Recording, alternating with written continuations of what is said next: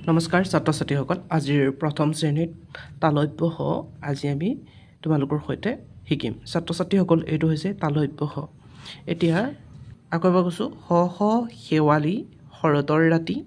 হ হ খৰালি উৰে জাক পাতি ছাত্ৰ ছাত্ৰীসকল তোমালোকে মোৰ লগে লগে গাবা হ হ শেৱালি শৰতৰ ৰাতি হ হ খৰালি উৰে জাক পাতি এতিয়া মোৰ লগে লগে গাবা আৰু তোমালোকে হাতৰ তালি মাৰিবা হাত তালি মাৰিবা দেই হ ৰ ত শৰত হ ডালি খৰালি হ ক ত শকত হ হা হহা এতিয়া ছাত্ৰ ছাত্ৰীসকল তোমালোকে নিজে নিজে অভ্যাস কৰিবা হ ৰ ত শৰত হ ৰালি খৰালি হ ক ত শকত হ হা হহা এতিয়া ছাত্ৰ ছাত্ৰীসকল প্ৰথম ধ্বনিটো কি আছে বাৰু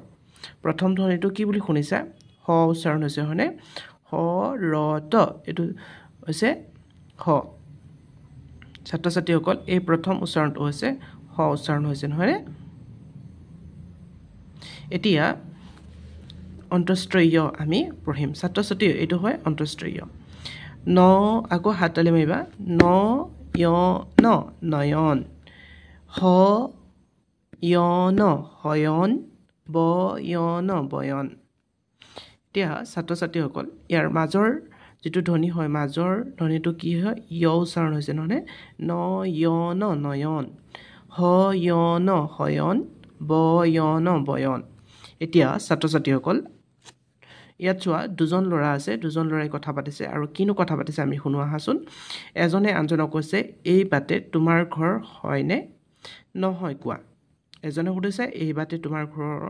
হয়নে নহয় কোৱা আৰু ইজনে কৈছে নহয় নহয় সেই বাটে যোৱা নহয় নহয় সেই বাটে যাব কৈছে এতিয়া ছাত্ৰ ছাত্ৰীসকল ইয়াত চোৱা ইয়াত য় আছে হয়নে এই য় থকাবিলাকত তোমালোকে গোল কৰি দিবাচোন য'ত য'ত য় দেখা পাইছা তাত গোল কৰি দিবা এইটো হয় য় নিশ্চয় ছাত্ৰ ছাত্ৰীসকল তোমালোকে তালব্য হ আৰু অন্তঃস্ত্ৰয় য় নিশ্চয় তোমালোকে বুজি পালা এতিয়া আমি শিকিম তোমালোকৰ সৈতে কেনেকৈ লিখিব লাগে দেই তোমালোকে শূন্যত বা তোমালোকৰ বহীত তোমালোকে হাতেৰে লিখিবলৈ চেষ্টা কৰিবা তালব্য হটো মই ইয়াত দেখাই দিম তালব্য হটো কেনেকৈ লিখে এনেকৈ ঘূৰাবা এনেকৈ এইটো লৈ আনিবা এনেকৈ কৰিবা এইটো তালব্য হ তাৰপিছত য়টো লিখিবলৈ চেষ্টা কৰা এতিয়া ছাত্ৰ ছাত্ৰীসকল নিশ্চয় তোমালোকে পাৰিছা এতিয়া তোমালোকৰ কিতাপখন উলিয়াই লোৱা আৰু কেনেকৈ কৰিবা মই দেখাই দিছোঁ চোৱা এনেকৈ প্ৰথমে টানিবা টানি পেলাই এনেকৈ গোল কৰিবা ইয়াতো গোল কৰিবা এনেকৈ এই দি ওপৰলৈ ঘূৰাই নি আকৌ তললৈ লৈ আহিবা তলৰ পৰা আকৌ ওপৰলৈ লৈ গুচি যাবা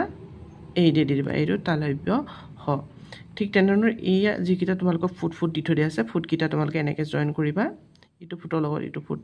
জইন কৰি তালব্য হ হৈ যাব এইটো হয় ছাত্ৰ ছাত্ৰীসকল তোমালোকে ইয়াত চাই চাই দুটা লিখিবা এতিয়া অন্তঃস্ত্ৰয় য়টো কেনেকৈ লিখে চোৱা য়টো প্ৰথমে মাত্ৰাডাল দি ল'বা তাৰপিছত তললৈ আনিবা এনেকৈ বেগা কৰি আকৌ এইফালে লৈ আহিবা তাৰপিছত তললৈ নিবা আকৌ ওপৰলৈ লৈ গুচি যাবা তাৰপিছত ফুটটো ধুনীয়াকৈ দি দিবা এইটো হৈছে তালব্য অন্তঃস্ত্ৰয় ইয়াত তোমালোকে মাত্ৰাডাল দি ল'বা এনেকৈ আহিবা